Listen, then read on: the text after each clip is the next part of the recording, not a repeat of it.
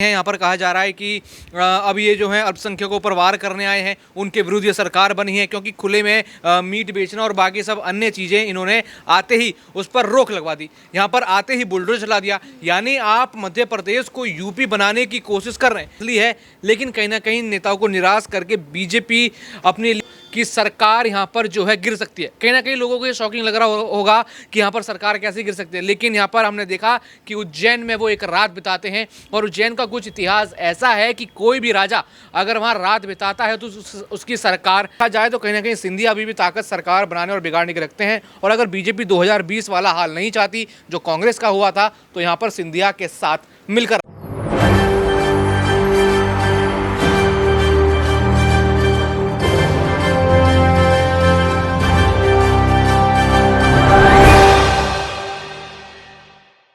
नमस्कार, मैं नाज़मीन खान और आप देख रहे हैं SPN 9 न्यूज़। मध्य प्रदेश में नए मुख्यमंत्री के साथ एक बड़ा खेल तो भारतीय जनता पार्टी ने खेल दिया। यहां पर मुख्यमंत्री मोहन सिंह यादव को बना दिया। ऐसा कहा गया कि जाति समीकरण साधने की कोशिश की। लोकसभा चुनाव की तैयारियां अभी से भारतीय जनता पार्टी ने कर ली। क्या इस चेहरे को उतारने के पीछे जो समीकरण बनाया गया, जो रणनीति भारतीय जनता पार्टी ने बनाई, क्या वो उन पर ही भारी पड़ती हुई नजर आएगी? क्या मोहन सिंह यादव को मुख्यमंत्री बनाना भारतीय जनता पार्टी के लिए एक सही कदम था या फिर उसका खामियाजा उन्हें लोकसभा के चुनाव में भुगतना पड़ सकता है या इस चुनाव से पहले भी भुगतना पड़ सकता है? क्योंकि अभी लंबा दौर बाकी है और मोहन सिंह यादव के कदम अभी से कहीं ना कहीं भारतीय जनता पार्टी के लिए एक बड़ी मुश्किलें खड़ी करते हुए नजर आ रहे हैं।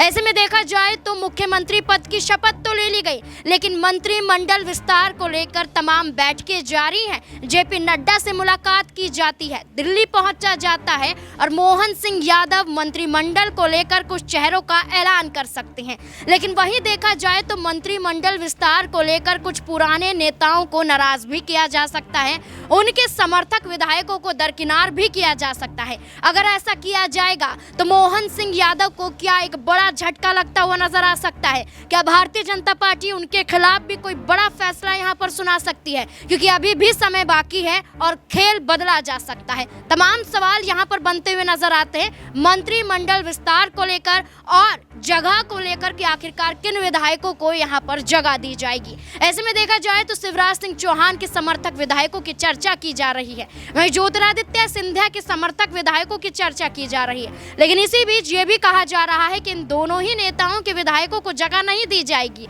नए चेहरों पर दांव मोहन सिंह यादव लगा सकते हैं। जो सवाल बन रहे हैं उसमें क्या जवाब निकलकर सामने आते हैं? मेरे सहयोगी दौलत मेरे साथ मौजूद हैं। सर, आपका बहुत बहुत स्वागत है। जैसे कि देखा जाए कि मध्य प्रदेश में अब मंत्रिमंडल विस्तार होना है, लेकिन मोहन सिंह यादव की चर्चा करें तो वो अपने कदम से ही विवादों में घिरते हुए नजर आए। पहली बात तो यहाँ पर देखा गया कि जब उनके कोई समर्थक हनुमान जी के अवतार में आए और उनको यहाँ पर माला पहनाते हुए दिखाई दी, तब से ही मोहन सिंह यादव विवादों में छिड़ गए कि आखिरकार वो अपने आप को इतना बड़ा समझते हैं कि यहाँ पर हनुमान जी उन्हें माला पहना रहे हैं। इसी के साथ साथ देखा जाए तो यहाँ पर सवाल यही बनता है कि क्या भारतीय जनता पार्टी ने इन नए चेहरे पर दांव आजमाते हुए कोई बड़ी गलती तो नहीं कर दी? क्या लगता है आपको?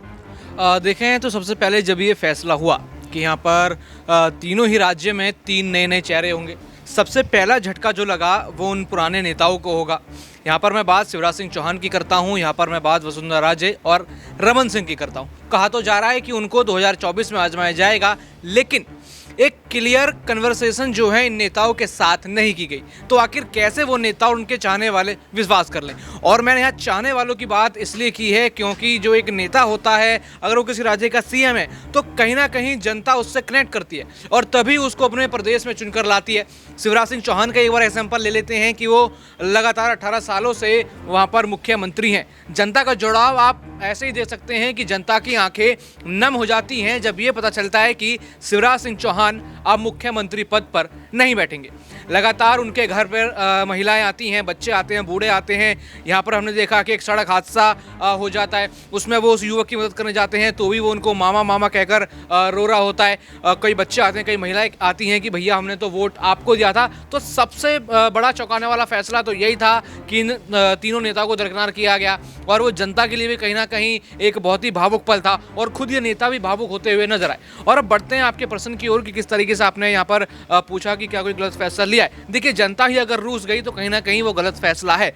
और जिस तरीके से हमने देखा कि यहाँ पर आते ही ताबड़तोड़ फैसले लिए गए। सबसे पहले यहाँ पर ये आरोप उनके ऊपर लग रहे हैं कि ये एक माइनॉरिटीज़ या कह लीजिए अल्पसंख्यक जो जनसंख्या है उनके खिलाफ या फिर उनके प्रतिविरोध में ये राजनीति करने वाले लोग हैं, क्योंकि संघ से सीधा सीधा ये बिलोंग करते हैं। यहाँ पर कहा जा रहा है कि अब ये जो है अल्पसंख्यकों पर वार करने आए हैं, उनके विरुद्ध ये सरकार बनी है, क्योंकि खुले में मीट बेचना और बाकी सब अन्य चीज़ें इन्होंने आते ही उस पर रोक लगवा दी। यहाँ पर आते ही बुलडोजर चला दिया। यानी आप मध्य प्रदेश को यूपी बनाने की कोशिश कर रहे हैं। यूपी के कई लोग तो पहले से यहाँ पर इस मॉडल का विरोध करते हैं कि जहाँ भी थोड़ा कुछ होता है तो बुलडोजर आ जाता है, ये सब चीज़ें हो जाती हैं, और मध्य प्रदेश में भी हम वही होते हुए देख रहे हैं। तो नाराजगी जनता के साथ साथ अब इन नेताओं में भी कहीं ना कहीं नजर आ रही है। जो बड़ा परिणाम यहाँ पर जो है भारतीय जनता पार्टी भुगत सकती है, क्योंकि हमने देखा है कि जब जब जनता नाराज यहाँ भारतीय जनता पार्टी से हुई है तो वहाँ पर उनको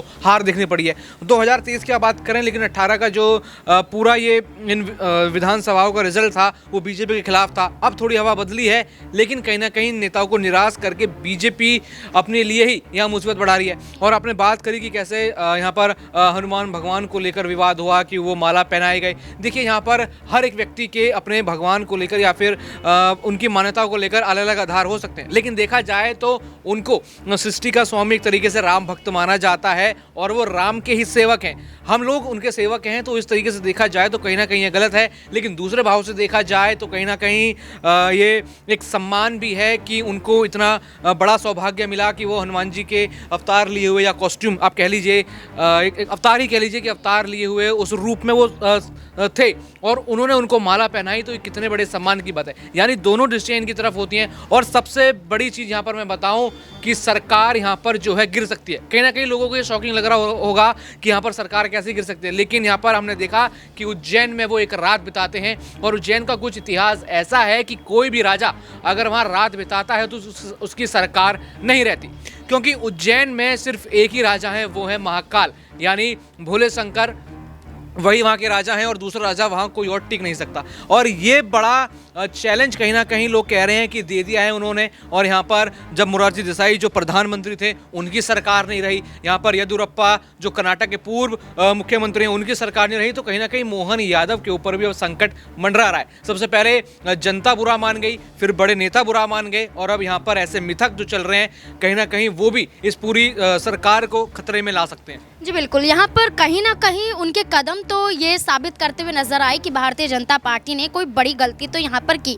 वहीं बात करें ज्योतिरादित्य सिंधिया की, तो यहाँ पर ये कहा जा रहा है कि मोहन सिंह यादव यहाँ पर उनके विधायकों को मंत्रिमंडल में जगह देते हुए नजर नहीं आएंगे। वो ज्योतिरादित्य सिंधिया जो लगातार भारतीय जनता पार्टी को मध्य प्रदेश में एक सत्ता में लेकर आए थे। अब देखिए कमलनाथ की सरकार को कैसे गिराया था और ज्योतिरादित्य सिंधिया ने कैसे भारतीय जनता पार्टी की सरकार को यहाँ पर बनाया था। अब ऐसे में उनके विधायकों को यहाँ पर जगह ना देने की बात सामने आ रही है, तो ऐसे में भारतीय जनता पार्टी को झटका लगेगा कि अगर ज्योतिरादित्य सिंधिया के विधायकों को यहाँ पर जगह नहीं दी गई तो क्या विधायक उनके खिलाफ उतर सकते हैं, क्या विधायक वापस कांग्रेस में वापसी कर सकते हैं? ये तमाम सवाल भी यहाँ पर बनते हुए नजर आ रहे हैं। तो ऐसे में देखा जाए कि दौलत जी की जिस तरीके से बात की जा रही है, तो क्या मोहन यादव को ज्योतिरादित्य सिंधिया के आगे कहीं ना कहीं झुकना पड़ेगा, क्योंकि विधायकों की जरूरत पड़ेगी, क्योंकि खेल बिगाड़ने के लिए विधायक ही काम आते हैं। तो क्या ऐसे में अगर भारतीय जनता पार्टी को टिकना है मध्य प्रदेश में तो ज्योतिरादित्य सिंधिया के विधायकों को नकार नहीं सकते? बिल्कुल, आपने एक वाजिब सवाल यहाँ पर पूछा। और आपको यहाँ पर थोड़ा पीछे लेके जाएं तो 2018 में जनता ने कमलनाथ को चुन लिया था। यहाँ पर चुन लिया था कि कांग्रेस की सरकार होगी, यानी एंटी इनकम्बेंसी काम कर गई थी, क्योंकि 2018 तक यहाँ पर मुख्यमंत्री जो थे शिवराज सिंह चौहान ही थे। 2000 या 2002 से ये सिलसिला जो है शुरू हुआ था और लगातार वही मुख्यमंत्री थे, बीजेपी ही चयनित होकर वहाँ पर आ रही थी। लेकिन 18 में सरकार बनने के बाद भी कुछ ज़्यादा फायदा कांग्रेस को यहाँ पर नहीं हुआ, क्योंकि आपसी असमंजस वो बैठा नहीं पाई। यहाँ पर सीट एक होती है और यहाँ पर कांग्रेस वोट कमाने के लिए, अपनी पार्टी बनाने के लिए कई सारे नेताओं को एक ही पद से जो है कई सारे चेहरे यहाँ पर उजागर कर देती है। वही पेच 2018 में भी फंसा। कमलनाथ के बनने से कई लोग खुश नहीं थे, जिसमें सबसे बड़ा नाम कहीं ना कहीं यहाँ पर हमने देखा ज्योतिरादित्य सिंधिया का था। और 2020 की घटना आखिर कांग्रेस के इतिहास में कौन भूल सकता है कि यहाँ पर 2020 में उनकी सरकार तोड़ने वाले ज्योतिरादित्य सिंधिया बीजेपी में जाके मिल जाते हैं और उनको वहाँ पर रहता है कि वहाँ भी वो सीएम बनेंगे। हालांकि वो सीएम नहीं बनते, 23 में भी उनकी नाम की सुर्खियाँ होती हैं, लेकिन उनको सीएम के रूप में नहीं चुना जाता। यहाँ तक कि उप मुख्यमंत्री पद के लिए भी उनको आगे नहीं किया जाता, क्योंकि विधानसभा का चुनाव ही उन्होंने यहाँ पर नहीं लड़ा, यानी विधानसभा का चुनाव ही लड़ने नहीं दिया गया। लेकिन अभी भी कहीं ना कहीं ज्योतिरादित्य सिंधिया का वोट बैंक जो है, कहीं ना कहीं मैं कहना चाहूँगा मोहन यादव और अन्य बीजेपी नेताओं से ज़्यादा है। और अधिकतम वो अपनी सीट यहाँ पर आप एक 100% का रेशियो इसमें लगा लेते हैं तो उसमें से 70% विधायक उनके चुन के आए हैं। बाकियों की यहाँ पर हार हुई है, लेकिन वो हार भी कोई बड़े मार्जिन से यहाँ पर नहीं हुई है। तो देखा जाए तो कहीं ना कहीं सिंधिया अभी भी ताकत सरकार बनाने और बिगाड़ने के रखते हैं। और अगर बीजेपी 2020 वाला हाल नहीं चाहती जो कांग्रेस का हुआ था, तो यहाँ पर सिंधिया के साथ मिलकर रहना पड़ेगा। जी बिल्कुल, यहाँ पर यानी कि ज्योतिरादित्य सिंधिया अभी भी अस्तित्व भारतीय जनता पार्टी में रखते हैं और पूरे मध्य प्रदेश में रखते हैं। अब ये देखना होगा कि आखिरकार मंत्रिमंडल विस्तार में क्या ज्योतिरादित्य सिंधिया के विधायकों को जगह मिल पाती है या फिर मोहन सिंह यादव एक बड़ा ही कदम या अलग ही कदम उठाते हुए नजर आते हैं। इन तमाम मुद्दों को लेकर आपकी क्या राय बनती है, कमेंट बॉक्स में जरूर बताएं। देखते रहें SPN9 न्यूज़। धन्यवाद।